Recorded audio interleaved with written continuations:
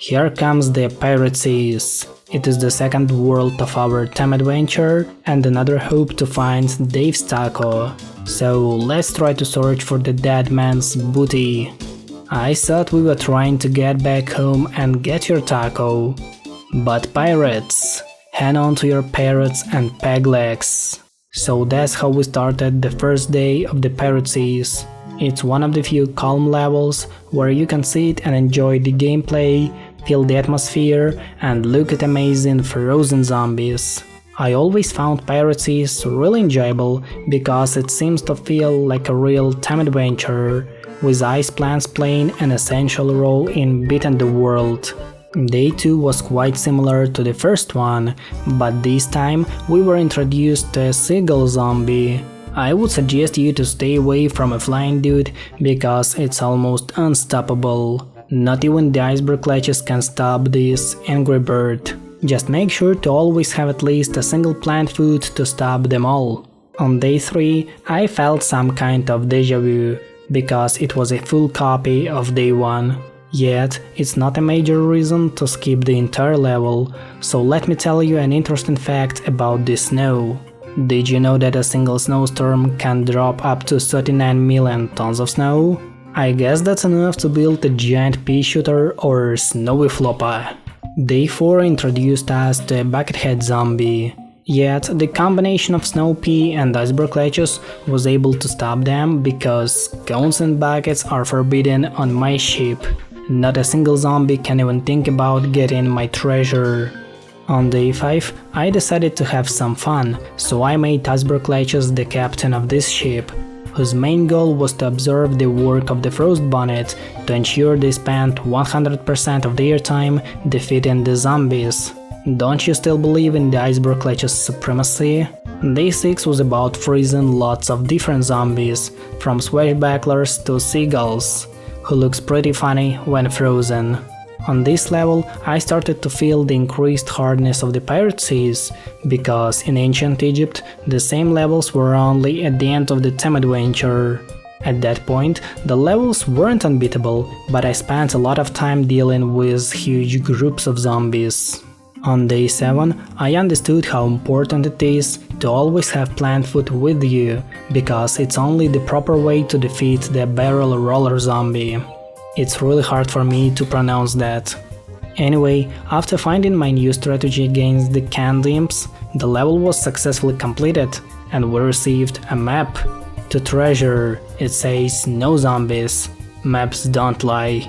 We are gonna need a bigger boat, because Crazy Dave was wrong. It was a trap. Day 8 was the first level with the local pirate Gargantuar. We did our best to save the treasure and the boat from a massive pirate attack. Unfortunately, it didn't contain any ice plants. Day 9. I guess we're back to our main strategy, but this time we had more water tiles than usual. However, it's better for us, because we can concentrate more snow peas on the main lanes to fight against the heavy zombies. The more I play this world, the more I start to love this snow pea. Day 10 was the first level with the 3 waves, so I decided to take some heavy boys with me. As you can see, the animation of Cold Snapdragon is still broken, but the damage output didn't change, so I don't worry about it. A long level is a good chance to share some feelings with you, so get ready to listen to me. Pirate Seas was always some kind of chill world for me, as everything was always so calm here, just like the local plants. It also looks like a real time adventure, where you have to search for the hidden treasure. Not every world can give me the same feeling, but Pirate Seas is one of the few that dives you into a special atmosphere. On day 11, I had to counter even more imps and seagull zombies. Besides that, it was a usual level, so let me tell you an interesting fact about the snow. Did you know that the most snow ever recorded in 24 hours in the United States was in Colorado in 1921, at 76 inches or 1.9 meters? Well, it's higher than 97% of the people in the world. That's really high. Day 12 was a coconut cannon minigame in which we had to destroy some seagull zombies. Back in 2013, the goal and the number of Angry Birds were way higher. That level annoyed me a lot in my childhood, so a few times I even asked my mom to help me to beat it. She also played PVZ2 a lot, but I'll tell you about it a bit later. Day 13 was the first time we encountered my worst enemy. No, it's not the pirate Captain Zombie, it's Popka the parrot.